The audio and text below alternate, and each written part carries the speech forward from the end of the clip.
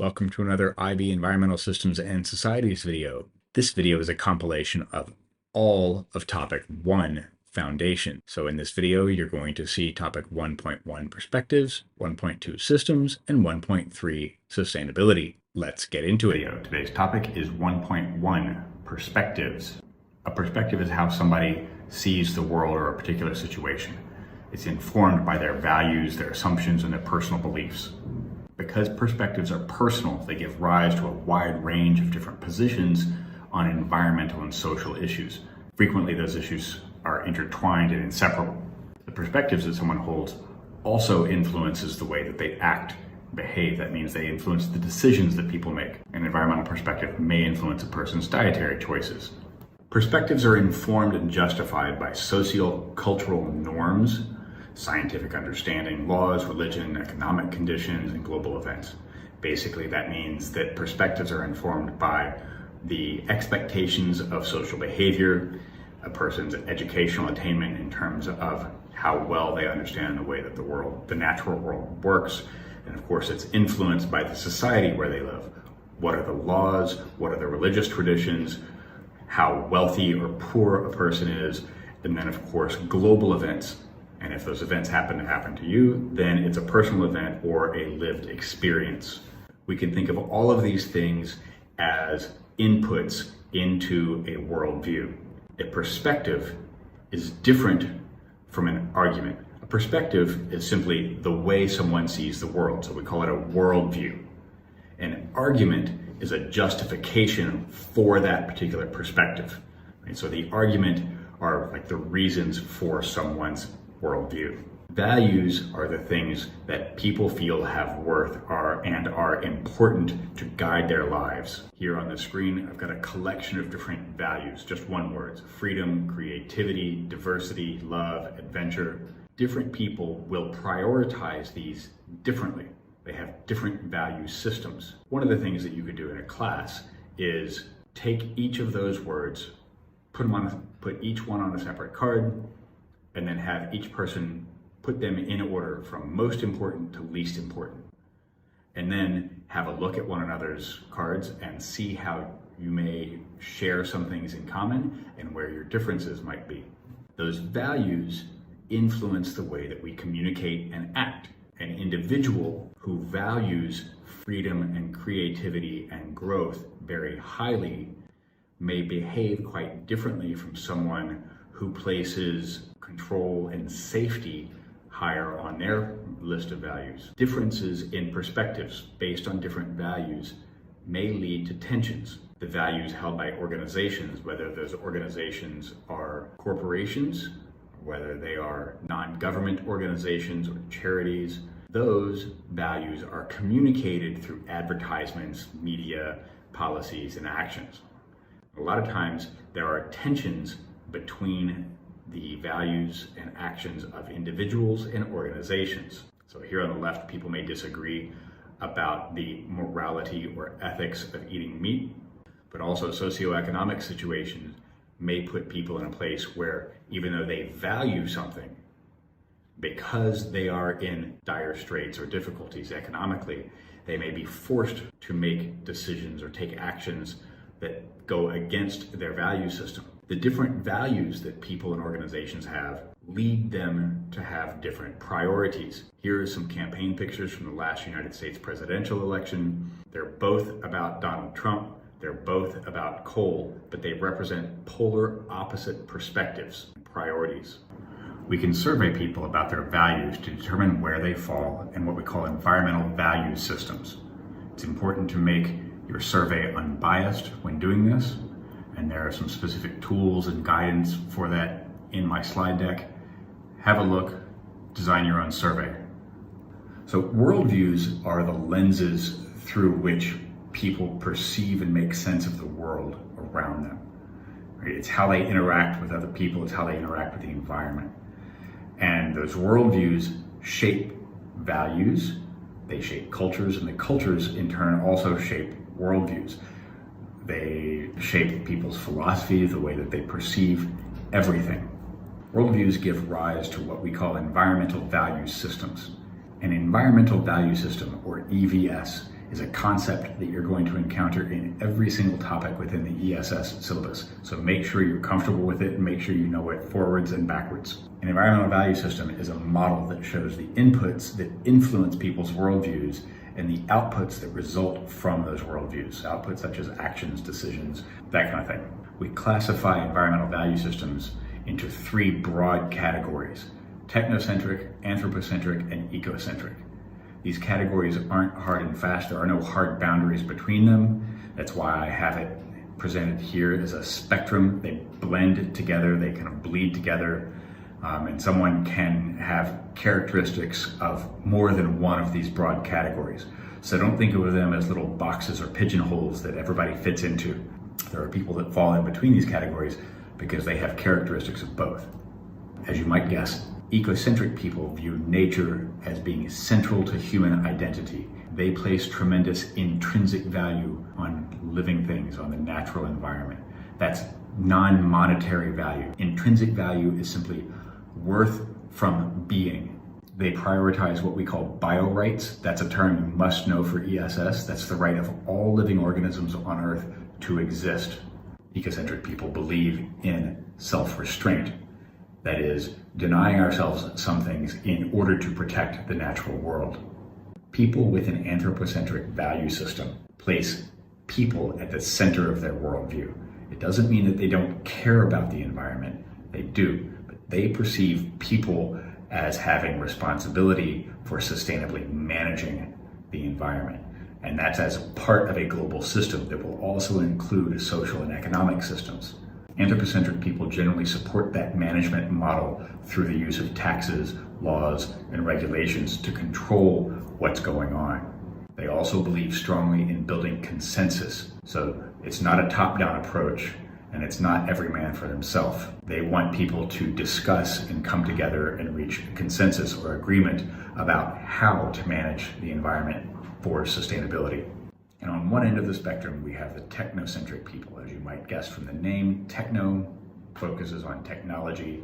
And so a person with a technocentric worldview has a strong faith that people will always invent some new technology or find new tools to solve any environmental problem that they encounter. Technocentric people are generally really positive about the impact that people can have on our world. They're big into scientific research. And the reason they support scientific research is so that we can better understand how natural systems work.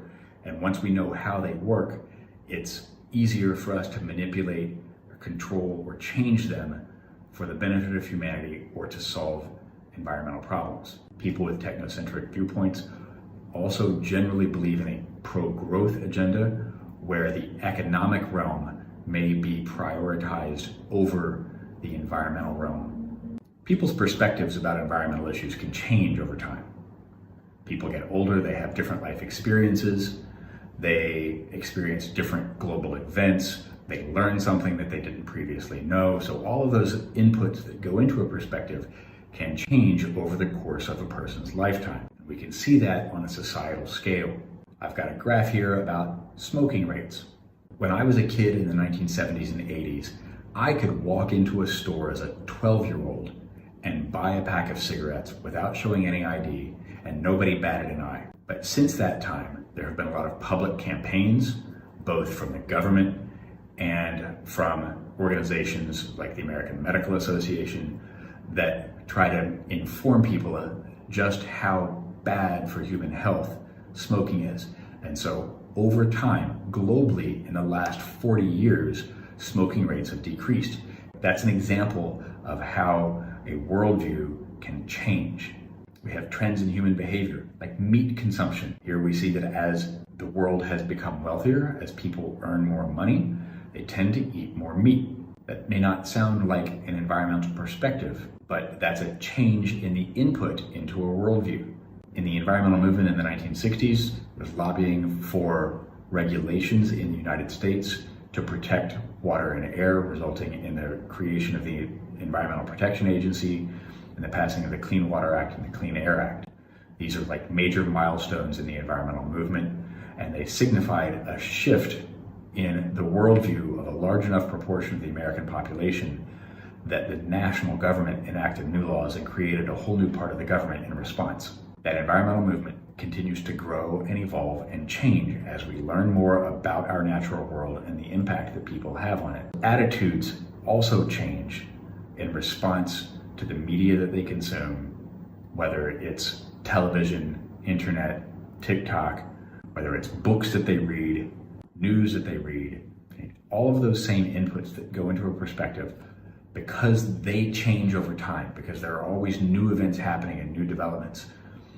The environmental movement has also changed over time. One of the things you might be asked to do on your ESS exam is to discuss the influence of one of the things on this list in the growth and development of the environmental movement.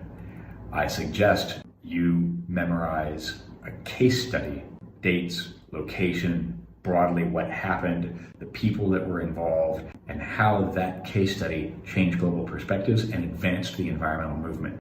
I suggest you take one person or item from each column on this list and develop a case study. You can do this as a class, and then everybody share them around, and that way you've got a whole collection of case studies and examples that you can use to support your writing on the exam. That's it for topic 1.1 perspectives. Thanks for watching. Systems are sets of interacting or interdependent components that form a functional whole. In ecology, everything is interconnected. It's all connected to everything else, from the tiniest microorganisms to entire ecosystems. Take a coral reef, for instance. It's a complex system where coral polyps, fish, algae, and countless other organisms interact with one another. This creates a vibrant underwater world. A systems approach helps us visualize these intricate interactions in both ecological and societal contexts. It's like looking at a city from above. You see how roads, buildings, parks, and people all work together. This holistic view is crucial in understanding environmental systems. In system diagrams, we represent storages as rectangular boxes and flows as arrows. Storages are like reservoirs holding matter or energy, while the flows show how these resources move or change. Imagine a lake ecosystem. The lake itself is a storage for water, nutrients, and aquatic life, while the rainfall, evaporation, and fish migration are flows in and out of that ecosystem. We can represent that ecosystem simply with a box for the storage and arrows showing what flowed in and what flowed out. Flows in a system can be characterized as either transfers or transformations. Transfers involve a change in location of energy or matter, while transformations entail a change in the chemical nature, in the state of energy, or in the form. For instance, in the water cycle, water percolating into the soil or clouds carrying water vapor are transfers because it just goes from one place to another. On the other hand, liquid water evaporating from a lake is an example of a transformation, as is water vapor condensing into a cloud. In ecosystems, falling leaves represent a transfer of matter from trees to the ground because they're just moving, but the decomposition of those leaves is a transformation of them. Systems can be classified as either open or closed, depending on how they interact with their surroundings. Open systems exchange both energy and matter across their boundaries, while closed systems only exchange energy. Almost every ecosystem is an open system. For example, a forest takes in sunlight, water, and carbon dioxide from its surroundings, while it releases oxygen and water vapor. It also has animals migrating in and out. The Earth as an entire system approximates a closed system. It receives energy from the sun and it radiates heat back into space, but it exchanges very little matter with its surroundings across the atmospheric boundary. Closed systems are rare in nature, but the concept is useful in understanding global cycles and in designing experiments to study ecological processes. The Earth is a remarkable example of a single integrated system encompassing several interconnected spheres. The The biosphere is all living organisms on Earth. The hydrosphere is water in all its forms, including the cryosphere, which is snow and ice. The geosphere is made of rocks and soil. The atmosphere is the gases surrounding our planet. And the anthroposphere is the human-made part of the environment. These spheres constantly interact and influence one another. For instance, plants in the biosphere take up water from the hydrosphere. They release water vapor into the atmosphere, and over time, their remains may become part of the geosphere. The cryosphere reflects sunlight, affecting global temperatures and the atmosphere, while the anthroposphere increasingly impacts all the other spheres through human activities. The concept of systems can be applied across a whole range of scales, from microscopic to global. At the smallest scale, we might consider a single cell as a system, with organelles working together to maintain life. Zooming out, an individual organism like a tree is a system of interconnected parts, which are themselves systems. Further still, we encounter ecosystems, perhaps a small pond or a vast rainforest. Each of these is nested within even larger systems, biomes, continents, and ultimately the entire biosphere of Earth. Understanding how systems operate at different scales is crucial in environmental science because it allows us to see how local changes can have global impacts and vice versa. Welcome back to another IB Environmental Systems and Societies video. Today's topic is 1.2 Systems. This is part 2 of Systems. Negative feedback loops are crucial stabilizing mechanisms in all ecosystems. They occur when the output of a process inhibits or reverses that same process, which counteracts deviations and maintains equilibrium. A classic example is homeostasis in the human body. When our body temperatures rise, we sweat to cool down. Once we're cooler, we start to shiver to warm up. Both of those things bring our temperature back to normal. In ecosystems, predator-prey relationships also demonstrate negative feedback. As prey populations increase, there's more food available for predators, so predator populations rise. When the predator populations rise, they eat more of the prey, so the prey numbers decline. That induces another decline in the predator numbers. Climate systems also exhibit negative feedback, but they're more complicated by having positive feedback loops intermingled. We'll take a deeper look at that in topic 6. The Daisy World model, developed by Lovelock and Watson, illustrates how life itself can help regulate planetary temperatures through negative feedback, contrasting sharply with lifeless planets lacking such mechanisms. I strongly encourage you to scan that QR code on the screen and check out the simulation. You can alter many of the parameters in Daisy World, and you can see just how well you're able to manipulate negative feedback mechanisms to create an equilibrium on a planet. Ecosystems, as open systems, exchange matter and energy with their surrounding. Ecosystems typically exist in a state of stable equilibrium. This equilibrium can be a steady state where inputs and outputs are constantly balanced, or it can develop over time through processes like ecological succession. Negative feedback loops play a crucial role in maintaining a stable state equilibrium. Back to the predator-prey relationships. The population fluctuations tend to return to a stable average over time. This average is called the carrying capacity. The lynx and snowshoe hare population may change seasonally over a few years, but over time it returns back to that same steady state equilibrium or carrying capacity. In a forest ecosystem, the balance of carbon dioxide uptake through photosynthesis and release through respiration demonstrate a steady state equilibrium.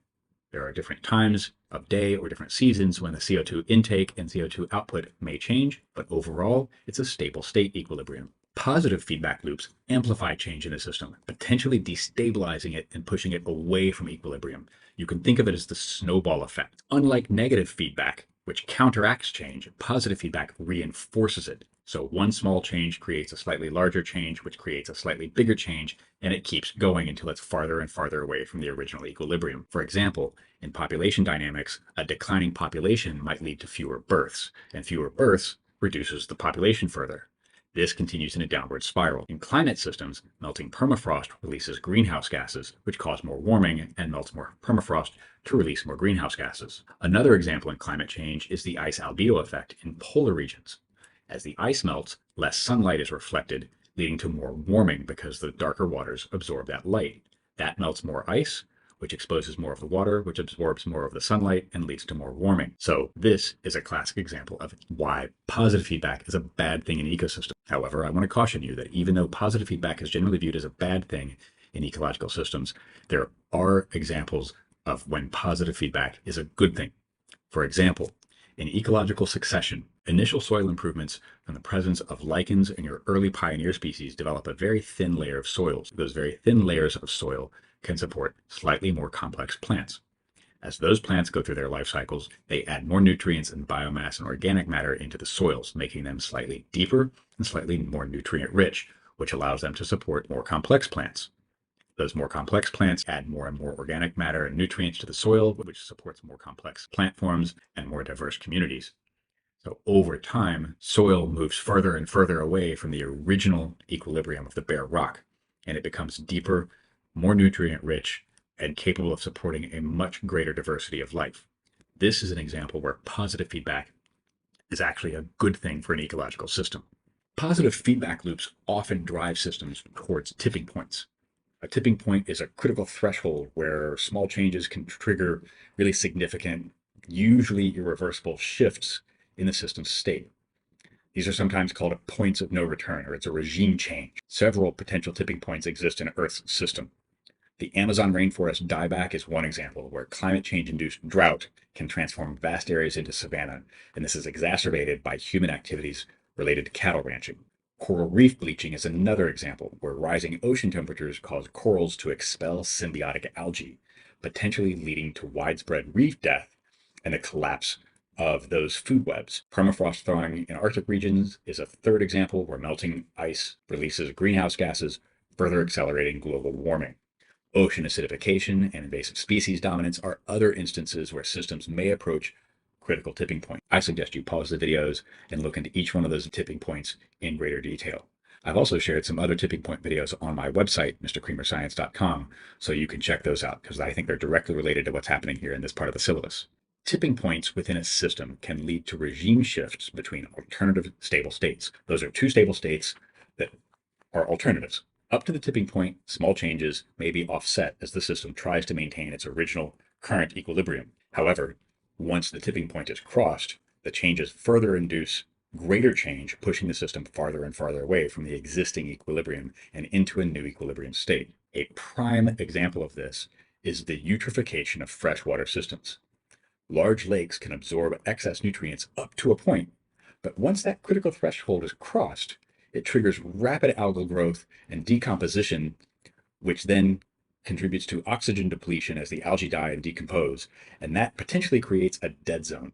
The system shifts from a clear water state to a turbid, low oxygen state, the dead zone. It's a fundamentally different equilibrium that can be difficult to reverse. Models are simplified representations of reality. They're essentially tools for understanding complex systems and predicting the behavior of those systems. They can take a bunch of different forms: diagrams, graphs, equations, or verbal descriptions. For example, Earth's water budget can be modeled as a diagram showing the flows between different water reservoirs or storages. Photosynthesis can be represented by a simple chemical equation like you see here on the screen, or a more detailed diagram illustrating the process within a leaf. These models help us grasp key components and interactions within a system. That's that systems approach, even if they don't capture every detail. By simplifying complex realities, models allow us to focus on the most important aspects of a system and make predictions about how it might respond to changes without actually changing the system itself. While models are valuable tools, it's important to recognize that simplifying a system inevitably involves some loss of accuracy. No model is perfect. The process of creating a model requires decisions about what to include and what to omit or leave out. This means we might leave out potential nuances that have greater effects on the system than we thought or than we anticipated. This is evident in climate change models, where simplifications can lead to a range of possible future scenarios rather than just a single definitive prediction about what might happen. The Intergovernmental Panel on Climate Change, or IPCC, presents multiple scenarios to account for this uncertainty. They range from worst case scenario to best case scenario. Similarly, lab-based ecosystem models may not fully capture the complexity of natural systems. Despite these limitations, simplified models remain important and crucial for understanding and predicting system behavior. Take the predictions you get out of models with a grain of salt, because the more complete the data is that a model is based on, the higher quality model you have. Emergent properties are characteristics that arise or emerge from the interactions between components in a system, which the individual parts themselves don't possess. In ecology, population cycles and food web dynamics are examples of emergent properties. The classic lynx hare population cycle emerges from the predator-prey interaction. Neither species alone is going to show this type of cyclical behavior. Trophic cascades are another example, where changes at one trophic level can have far-reaching effects throughout the ecosystem. These cascades emerge from the complex interactions between species at different levels in the food web. At each level of biological organization, from molecules to individuals to communities to ecosystems to biomes, new properties emerge that couldn't be predicted solely from studying the level below. This concept highlights the importance of studying systems as a whole, not just their individual parts. That's where the connections are the essential understandings. Resilience refers to a system's ability to resist damage and recover from disturbance while maintaining its core function and structure. In both ecological and social systems, resilience helps avoid tipping points and maintain stability. For example, in a desert ecosystem, if disease reduces the wood rat population, predators like rattlesnakes and hawks might shift their diet to other prey species such as squirrels and mice. This flexibility allows the ecosystem to maintain its overall structure and function despite the disturbance. Generally speaking, the more complex a system is, with more diverse components, it tends to be more resilient. In food webs, higher complexity often translates to greater resilience because there's multiple pathways for energy and matter to flow through the different parts of the food web. And that allows the system multiple ways to adapt to changes or disturbances. The resilience of a system is enhanced by two key factors: diversity and the size of its storages. Diversity provides those multiple pathways for responding to disturbance that I just mentioned. For instance, a diverse prairie ecosystem is more resilient than a monoculture crop field because if one species is affected by a disturbance, such as a drought or a flood, others can fill its ecological role. The size of storages also contributes to resilience by providing a buffer against change. A large lake, for example, can absorb more pollution without significant changes to its overall water quality compared to a small pond. The same amount of pollution dumped into a small pond has a higher concentration and will have a greater impact on the life that's living there. Both diversity and storage size can affect a system's response time to change, often creating those time lags that we first saw earlier when we looked at the lynx and hare interactions. Human activities can significantly affect the resilience of natural systems, often by reducing both the diversity and the size of those key storages. Deforestation is a prime example of this dual impact. When forests are cleared, we not only reduce the diversity of plant and animal species that live there, but we also diminish the important storages of carbon, water, and nutrients that were in that standing wood. This makes the ecosystem less able to withstand future disturbances like drought or disease outbreaks. Similarly, overfishing can reduce both the diversity and the biomass of marine ecosystems, making them more vulnerable to other stressors like pollution or climate change. This is the first of 3 videos about sustainability, and today's focus is going to be on 3 different types of sustainability. So let's get into it. Welcome to the world of sustainability, where environmental protection, social progress, and economic growth all come together. If you stick around to the end, I'm going to show you how to use this knowledge to excel on your ESS exams. So first up, sustainability is a measure of how well our practices support long-term viability of systems, whether it's a social system or an ecological system. It's about responsibly maintaining those systems to make sure that we don't diminish conditions for future generations. Some key terms that you should know are long-term viability. That's the ability of a system to endure and thrive over time. When we say socio-ecological systems, we're talking about the interconnected relationships between human societies and natural ecosystems. Here on the screen, you see an example of the helix of sustainability. This is a concept that shows how different activities, from planting crops to manufacturing to recycling, form a continuous cycle that supports long-term sustainability. In practice, this could look like sustainable forestry in Sweden, where careful management makes sure that forests continue to provide resources and ecological services. Sustainability is built on 3 fundamental pillars: environmental, social, and economic sustainability. These are often referred to as the 3 Ps of planet, people, and prosperity. You might also hear it referred to as the 3 E's of ecology, equity, and economics. Either of those is fine. So key terms here: environmental sustainability. This is maintaining the health of natural systems. Social sustainability means creating and maintaining social well-being for all members of society. And economic sustainability is supporting long-term prosperity without depleting the resources upon which that prosperity depends. An example is Costa Rica's approach to development, because it exemplifies the integration of all 3 of these pillars. Their reforestation efforts show environmental sustainability, and that supports ecotourism, which is economically sustainable. Costa Rica's investments in education and healthcare promote social sustainability. Here we've got a couple of different models of these 3 pillars of sustainability. This first one is a 3-way Venn diagram that shows how the social, environmental, and economic aspects of sustainability overlap. It's nice because it's pretty simple, and you'll see later on in another video how it connects to some of the models that we use, the economic models that we use to assess sustainability. But this is not a particularly strong sustainability model because it only shows the overlap between these 3 different aspects of sustainability. A stronger model of sustainability is this one that shows how both the economic and the social systems are entirely built upon and dependent upon a foundation of a healthy biosphere. Strong sustainability models are going to show how both society and economies are embedded in the natural environment, how they're dependent upon ecological sustainability. Let's take a look at that first pillar of sustainability, which is environmental sustainability. It focuses on the use and management of natural resources in a way that allows for their replacement and for the recovery and regeneration of natural ecosystems. There are 4 main priorities to ecological sustainability. That's resource depletion, which is the consumption of a resource faster than it can be replaced or replenished, which means that the natural capital becomes depleted over time. We're talking about pollution, which is the addition of something to the environment which harms living organisms there at a rate faster than the environment can process it. Biodiversity conservation simply means protecting all the different variety of life in ecosystems.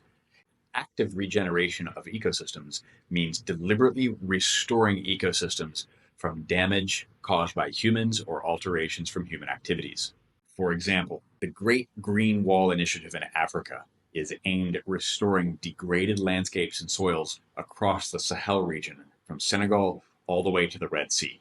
The Great Green Wall Initiative demonstrates active regeneration on a continental scale.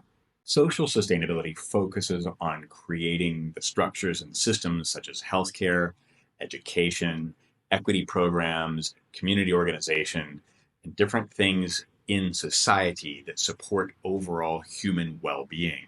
Some key terms here. When we say social equity, we're talking about fair access to resources and opportunities for all members of society, regardless of race, ethnicity, nationality, gender identity, or socioeconomic status.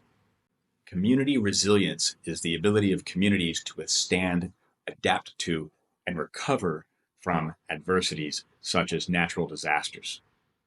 Here, you can see that social sustainability can be represented by a 5-way Venn diagram, where that yellow star in the middle shows the overlapping of these 5 main components of social sustainability. You've got healthcare, which allows people to take care of their physical and mental health.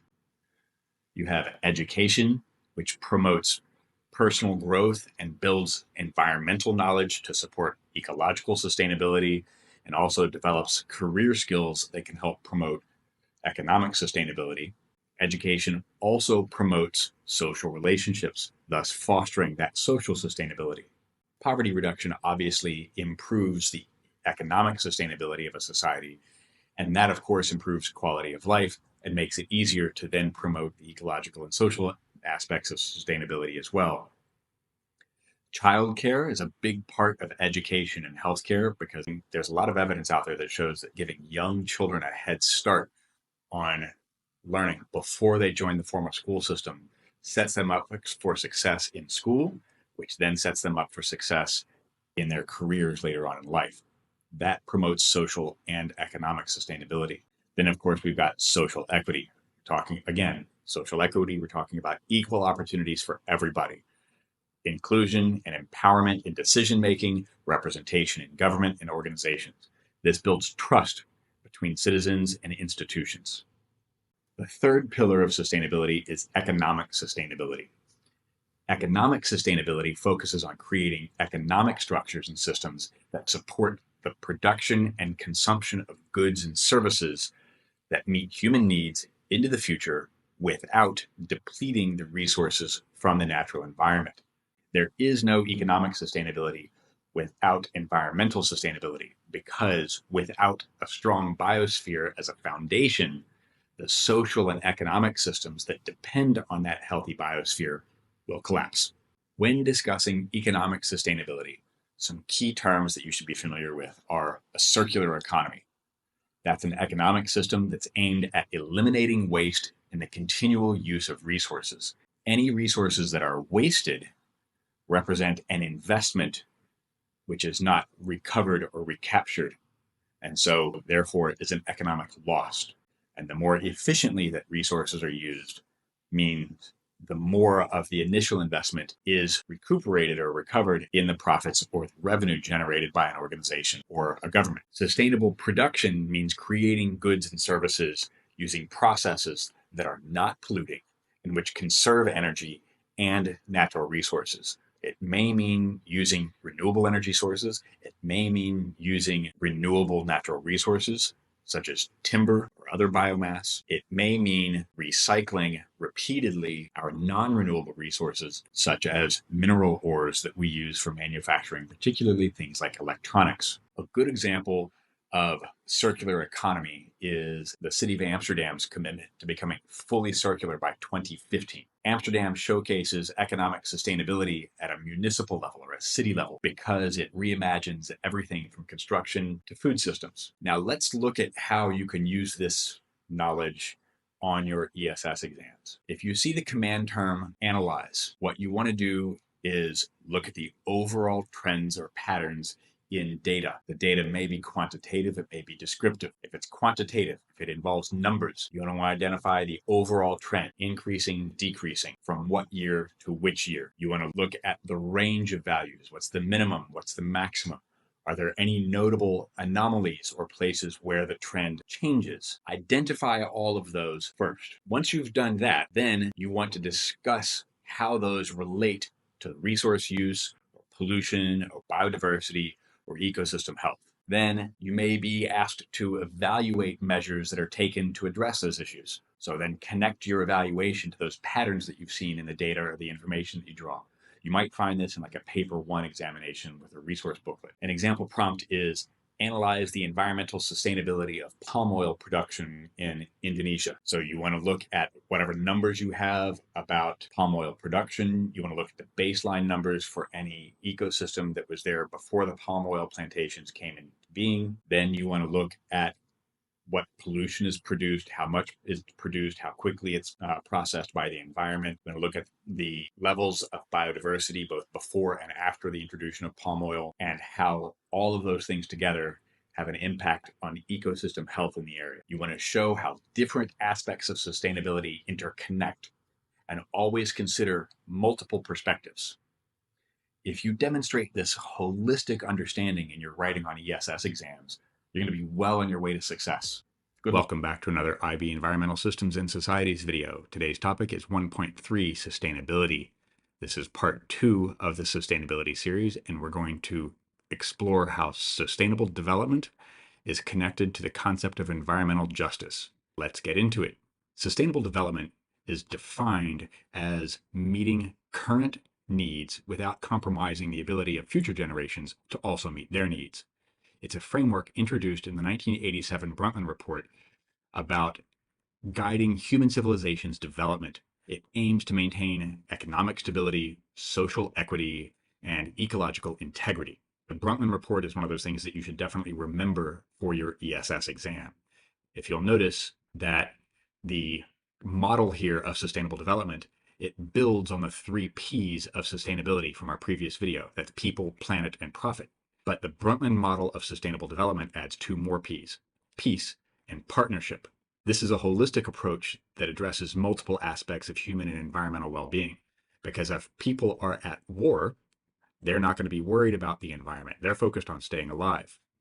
If people are at war, they can't prosper. They won't earn enough money to support their families, to take care of healthcare, pay for schooling, that kind of thing. So in order for the three P's of sustainability to be achievable, we need to have peace. And in order to have peace and achieve those three pillars of sustainability, we need partnerships. Some of those partnerships are local. They might be government partnerships. They might be intra-government partnerships at a state or national level. But a lot of those partnerships are international, because a lot of these issues are international in scope. Unsustainable resource use can lead to ecosystem collapse. We're going to take a look at a few case studies to see real-world examples of how this happens. You can find some more detailed videos about all of these case studies online. So this is just going to be a quick review of all of these. The first case study is very famous, and that's the collapse of the Atlantic cod fisheries in the North Atlantic. This was caused by overfishing due to improved technology in the middle of the 20th century and an increase in the size of the boats that were used. It also resulted because we didn't have great environmental monitoring, we didn't have great environmental management, so we didn't actually know how large the stock of Atlantic cod were. As local populations along the coast and fishing communities started noting that the size of fish they were catching was smaller and the number of fish that they were catching was smaller, the organizations and the government agencies that are responsible for managing this fisheries kind of ignored all of those warnings. The consequence of this is that the Atlantic cod essentially went extinct. It didn't go extinct, but it became very close to going extinct, which resulted in a fishing moratorium. And that resulted in massive job losses all along the coast. There was economic devastation because people weren't working. And because people had removed a key organism from the Atlantic Ocean food web, there was also ecological imbalance. As a result of all of these changes, we ended up with some cultural shifts along the coast. You can see in this graph of commercial cod harvesting how it was relatively stable and only increasing slightly from 100,000 or so to 200 and 250,000 or so until just after the end of World War II in the middle of the 20th century, when we saw a massive increase in the annual catch. That's as a result of that change in technology. And you'll notice that in the early 1980s, suddenly the catch dropped precipitously. That's because we were harvesting or overfishing more adults than could be replaced through breeding. This diminished natural capital, and it made fisheries vulnerable to collapse. And you see that that collapse happened in 1992, where it went almost to zero. Then you had the moratorium, and now you can see after the turn of the millennium in 2000, a very small increase, a very small bump in the number of Atlantic cod that are harvested every year. The next case study we're going to look at is the Aral Sea. This is an ecosystem collapse in Central Asia. It spans about 5 different countries. And it was caused by a massive water diversion project from the Soviet Union that was directed for cotton irrigation. Because of that, the poor water management resulted in about a 75% shrinkage of the sea. That increased the salinity levels in the Aral Sea tremendously. It also meant that pollution levels increased because they had nowhere to go. So the pollution concentration in the Aral Sea increased dramatically. Fish species that were adapted to the pre-saline environment became extinct. The fishing industry in the Aral Sea collapsed. And because the large body of water was involved in regulating climate in the area, the regional climate also changed, and that affected agriculture in the area as well. You can see in this series of maps how the Aral Sea appeared before and after. Well, actually, I guess currently. Right? This is a dramatic visual representation of the ecosystem collapse happening in Central Asia as a result of this human boondoggle. Another case study you should be familiar with is the Great Barrier Reef coral bleaching events in Australia. The Great Barrier Reef is the largest coral reef ecosystem in the entire world. As ocean temperatures rise, the oceans become more acidic, and that increased level of acidification makes it more difficult for corals to fix the calcium carbonate that their shells are made from and their skeletons are made from. And so the reefs become weaker. Agricultural runoff and pollution from land-based industries also contributed to this mass coral bleaching. The effect is that corals bleached, they died, and because they are so critical for marine food webs. You had lots of marine habitat that was lost. That meant fish populations declined. And the Great Barrier Reef is a great spot for tourism. So the tourism industry took a really big economic hit as well. Back in topic 1.1 on perspectives, we looked at influences on the modern environmental movement, and the Dust Bowl is one of the things that came up that shaped the way people think about humans' interactions with our natural world. So what caused the Dust Bowl? It was a severe drought that spanned several years. It also was a result of poor farming practices where there was deep plowing involved. Nobody was rotating crops. All of the native prairie grasses in central North America had been removed. Their very deep root systems are what used to hold the soils in place. And when they were replaced with shallow rooted crops, anytime that there was wind and no rain, it allowed the soils to be blown away. So the effect was that you had massive soil erosion and these dust storms that you can see in this slide here. Crops failed, the agricultural system collapsed, and you had mass migration, particularly to the West Coast in California. The entire Great Plains part of the United States suffered economic devastation. This coincided with the Great Depression. And so there were long-term changes in agricultural practices. It wasn't all gloom and doom, because as a result of that devastation, some of those agricultural practices led to some of the soil conservation techniques that we're going to study later on in the syllabus. Let's transition to economic indicators and sustainable development. Some really common indicators of economic development are gross domestic product. And unfortunately, GDP often neglects the value that natural systems actually play in the economy. That's one of its big limitations. It's focused solely on the monetary value of ecological goods. It doesn't consider ecological services very well. We've defined GDP as being the monetary value of goods and services produced by a nation. This map shows that there are significant global economic disparities. You see that the darker areas have higher GDP, but how does that connect to the idea of sustainability and environmental justice? Focusing on GDP as a measure of economic progress doesn't account for environmental costs or social well-being, so it doesn't address the other two pillars of sustainability. It only accounts for the economic aspect. It doesn't consider social or ecological. This means that when we only use GDP, that can lead to unsustainable development. Green GDP is based on the gross domestic product, but it also accounts for environmental costs and it subtracts those from the GDP. So the green GDP is GDP minus the consumption of natural capital, such as soils, air, water, minerals, ores, and organisms that we may harvest. It also accounts for the cost of environmental protection, right? Those are pollution control programs and prevention programs. It also accounts for the degradation of ecological services, such as the amount of carbon that can be sequestered by forest as we cut those forests down, perhaps the cost to health of oxygen produced by those same forests that have been cut down, soil erosion that may result from unsustainable agricultural practices, and so on and so forth. So there's a simple formula for GDP, and it's simply GDP minus consumption, minus the cost of environmental protection, and minus the cost of environmental degradation. Green GDP attempts to account for all of the environmental factors that are ignored by traditional GDP. How does sustainable development relate to this idea of environmental justice? Environmental justice is defined as the right of all people to live in a pollution-free environment and have equitable access to resources, regardless of race, regardless of gender, of socioeconomic status, or nationality. Equitable is not equal. Equitable means people get what they need, not everyone gets the same amount. Make sure you know the difference between those two terms. One of the events that influenced the development of the modern environmental movement was the Deepwater Horizon oil spill in the Gulf of Mexico in 2010. We've seen this already in topic 1.1 on perspectives. This was an example of environmental injustice because it disproportionately affected low-income and minority coastal communities along the coast of Mexico. The immediate economic hardship and long-term health and environmental risks revealed inadequate safety regulations that prioritized profits of large corporations over local environmental health and the well-being of those communities along the coast, where most of the environmental impacts were felt.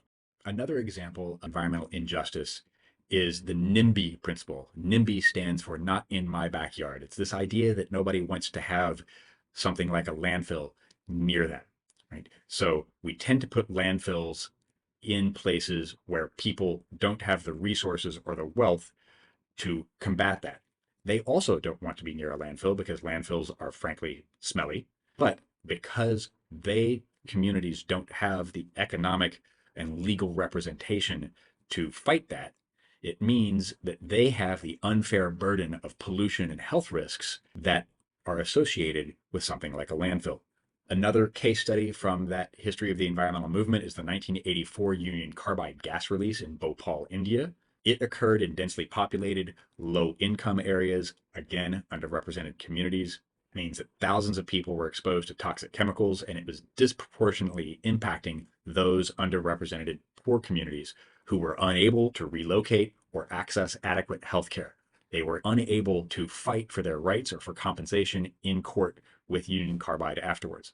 That's why it's an example of environmental injustice. Maasai land rights in Kenya and Tanzania are another example of environmental injustice. The Maasai are indigenous pastoralists in East Africa who wander around the landscape or who follow their livestock across the landscape.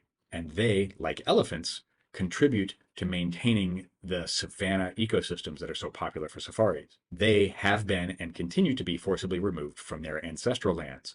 That means they have lost access to grazing lands and water sources needed to keep their livestock. They bear the cost of conservation in creating all these national parks and opportunities for safari businesses, while the wealthy tourists benefit from the conservation of biodiversity, and the business of those safaris goes to government agencies and wealthy business owners. It's causing a real change in the culture of the Maasai. Another case study of environmental justice. Another case study of environmental injustice is the way that plastic waste disposal from developed countries ends up in developing countries. This shifts the environmental burden from MEDCs to LEDCs. It exposes vulnerable people to health risks and pollution that MEDCs are able to just shunt to the side. As we've seen in some of these case studies, inequalities lead to disparities in access to food, water, and energy. Factors that contribute to these inequalities include income, race, gender, and cultural identity. These disparities exist both within and between different societies. Here in this picture, we see that there is inequitable access to fresh water in South Africa. This inequality is based on disparities in race and income. Black households are much more likely to experience shortages than white households. This has an historical basis in the apartheid regime that dominated South Africa for so many years. Another example of environmental injustice is food access in the UK. In the United Kingdom, we see increasing food bank usage, primarily focused in low-income families, especially single-parent households that are led by women. In Lebanon, access to energy is tremendously unequal. There's a very wealthy class that can afford to pay for petrol and generators, and so they have reliable electricity. There's an economic crisis that has led to severe power shortages, but because wealthy people have access to those generators, they don't really suffer from it as much. But poorer families face up to 22 hours every day without electricity. That impacts their ability to work, it impacts their ability to study, it impacts their access to healthcare, it impacts overall their quality of life. Sustainability and environmental justice apply at multiple scales. It ranges from individual action in your local community to global initiatives that require international partnerships. In this slide, you use these shapes to show how each of these scales of sustainability and environmental justice are nested within the largest. At the global scale, the UN Sustainable Development Goals and international agreements such as the Montreal Protocol and the Kyoto Accord provide a global framework for sustainability. At a national scale, you may see government policies about renewable energy incentives, tax incentives to make renewable energy preferable over fossil fuel, over electricity generated through fossil fuels. Within the regional business or community scale, you may have corporate recycling programs or zero waste initiatives. And then individually, personal choices like using public transportation or adopting plant-based diets are a way for individual people to make a difference in terms of sustainability. In the next video, we're going to look at measuring sustainability and models for measuring sustainability around the world. Welcome back, everyone. In our last video, we explored the concept of sustainability. Today, we're going to dive deeper into how we measure sustainability and examine some important models that will help us understand it better. By the end of the video, you should be able to understand various sustainability indicators, the concept of ecological footprints, and several key sustainability frameworks. So let's go ahead and get started. Sustainability indicators are quantitative measures that help us assess how sustainable our practices are. These indicators can be applied at various scales from the individual all the way up to the global. Let's look at some examples. At the individual or local level, you have an ecological footprint calculator.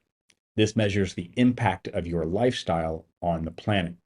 It considers the amount of land that's necessary to produce everything you need to stay alive and to absorb the waste that you produce. Similarly, we might have a personal water usage meter that simply tracks how much water you use every day. And that's for things not only for what you're drinking and cooking with, but also how much you use in your shower, what you flush down the toilet, what you use for doing laundry, for cleaning your house, washing cars, dishes, etc. It's all the water that you use for all purposes every day. At the community or municipal level, we might find the AQI, or the Air Quality Index. This is a measure of the level of air pollution wherever you live. We might also find local species diversity counts, and this helps us assess the biodiversity within a particular area. Another municipal level sustainability indicator is the urban tree canopy coverage. This simply measures the percentage of a city's land area that's covered by trees, and it's related to temperature regulation and overall global climate patterns. We could also look at municipal waste recycling rates to track how much of a city's waste is recycled. Going up in scale, we end up at the national level. And at the national level, we might have something like the greenhouse gas emissions inventory, which is a measure of the total amount of greenhouse gases that are emitted by a nation. That accounts for industry, it accounts for individual actions. We also might have a national renewable energy share, and that looks at the percentage of the energy in a country that comes from renewable resources. So the greater the share of energy that is produced from renewable sources or clean energy sources, the more sustainable that nation may be. At the largest scale, the global level, we can look at something like the Living Planet Index. This measures global biodiversity trends and helps us track where biodiversity is stable or where it is most threatened and decreasing most rapidly. We also have things like the Global Ocean Health Index to help us assess the overall condition of marine ecosystems around the world. One of the ones that you're going to need to know how to use and interpret in ESS is called the Planetary Boundaries Framework. And the Planetary Boundaries Framework helps us identify the safe operating space for humanity with respect to Earth's natural systems. These indicators help us understand where we stand in terms of sustainability and where we need to improve. Let's look a little more closely at ecological footprint and biocapacity. The ecological footprint is a measure of the area of land and water that's required to sustainably provide all the resources at the rate of consumption and absorb all generated waste for a specific population. We can look at it as an individual, we can look at it as a small group of people, we can look at it at a municipal level, or we can look at it for a nation. In simpler terms, it's how much of the Earth's resources we're using to stay alive. Biocapacity, on the other hand, is the capacity of a given area to generate an ongoing supply of renewable resources and absorb its resulting wastes. It's essentially how much the Earth can provide and absorb. If an area's ecological footprint exceeds the biocapacity, that indicates unsustainability. It means we're using resources faster than they can be replenished, or we're producing waste faster than it can be absorbed, or both. Two specific types of footprints are particularly important. The first is the carbon footprint. The carbon footprint measures the amount of greenhouse gases that are produced, and we measure that in carbon dioxide equivalents, generally expressed in metric tons. The carbon footprint helps us understand our impact on climate change. In addition to the carbon footprint, we also have the water footprint. Like the individual water usage, the water footprint measures water use in cubic meters per year. It's an annual measure. This includes the water that is required to produce the goods and services that we consume. It shows the water that we use by the source, and it also includes the polluted volume of water by the type of pollution. You might consider the water footprint and the carbon footprint to be subsets of the ecological footprint. Understanding these ideas helps us see whether we're living within our planet's means or overextending our resource use. An exciting development in monitoring sustainability is the rise of citizen science. Citizen science involves everyday people like you and me contributing to scientific research and monitoring efforts around the world. Several different programs allow citizens to participate in sustainability monitoring. eBird is a global bird observation database that helps monitor bird populations and migration patterns. It's the largest bird database in the world. It's run out of Cornell University in New York in the United States. I contribute to it pretty regularly, and researchers use the observations of bird populations and bird sightings that people everyday submit, and they use that to track biodiversity and bird migration patterns around the world. Another science project is called Globe at Night, and this tracks light pollution around the world. It helps us measure energy use and how the energy that we're using impacts the ecosystems around us. Some other citizen science projects you might want to familiarize yourself with are Frog Watch USA, which monitors amphibian populations and habitats, indicating local environmental health, and also something like the International Coastal Cleanup. And that helps us identify plastic pollution on coastlines and track marine debris. Another great citizen science project is called iNaturalist. iNaturalist allows people to record observations of thousands of species of any kind, and they upload them to a database, and it contributes to biodiversity inventories that scientific researchers used at universities around the world. These programs not only provide valuable data, but they also help raise awareness about sustainability issues to the general public. Now, let's explore some key models and frameworks that help us understand and work towards sustainability. Remember, all models have both uses and limitations. The first framework we're going to look at is called the triple bottom line. The triple bottom line includes social well-being, environmental health, and economic prosperity and business success metrics. In other words, it's a way for businesses to assess where they stand on those three key components of sustainability. Its uses are that it balances economic, social, and environmental aspects in business decision making. Limitations are that it can oversimplify the complex interactions between those social, ecological, and economic areas. Another framework you should look into is the natural step framework. Natural step provides a strategic planning structure for organizations, starting with backcasting from a sustainable future vision. Essentially, we have a vision of where we want to be in the future. We look at where we are now, and we develop steps to figure out how to get from where we are now to where we want to be in the future. The uses here are that it offers clear principles for sustainability, but its limitations are that it may miss some of the nuances due to a bunch of generalized assumptions, and it doesn't really have very detailed metrics. So it's pretty open for interpretation. The circular economy model is something you might encounter if you're also taking business management or economics as a group 3 class. The circular economy model aims to eliminate waste and maximize resource use by focusing on product lifecycle, innovation, and efficiency. Its use is that it promotes resource efficiency and waste reduction, but it can be challenging to implement in all sectors of the economy. There are some parts of the economy, like healthcare, where due to health concerns, the waste produced is challenging to minimize. We're going to come back to this planetary boundaries framework. Planetary boundaries framework identifies 9 critical Earth system processes and sets quantitative, measurable boundaries for each one of those. It focuses on the most critical parts and processes of Earth's natural systems. However, quantifying precise limits can be uncertain, and it doesn't consider the social aspects of sustainability. It's really focused on the ecological aspects of sustainability. So the planetary boundaries framework, while it emphasizes the ecological aspects, but doesn't factor in the social aspects as well feeds into the donut economics model. This is another model that you might encounter in some of your group 3 classes. The donut economics model combines social foundation with an environmental ceiling, and that visualizes a safe and just space. That's the zone in the donut, the part of the donut that you would actually eat. The donut economics model integrates both social and environmental concerns in a single framework, and that's what makes it really useful. However, some aspects of the donut economics model can be difficult to measure precisely.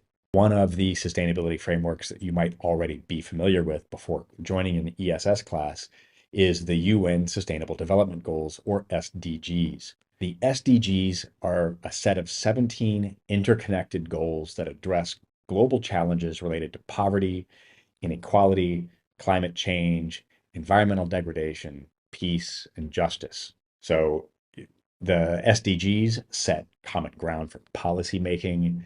It relates to both less and more economically developed countries, and it pressures the international community to address inequality both within nations and between nations. However, some of its limitations are that some people will argue that the SDGs don't go far enough, and because it's the United Nations, which involves a lot of bureaucracy, it can be slow to respond, and it may ignore or not consider local context. Each of these models contributes to our understanding of sustainability in different ways. Often, they can be used in combination to get a more comprehensive view. There you have it.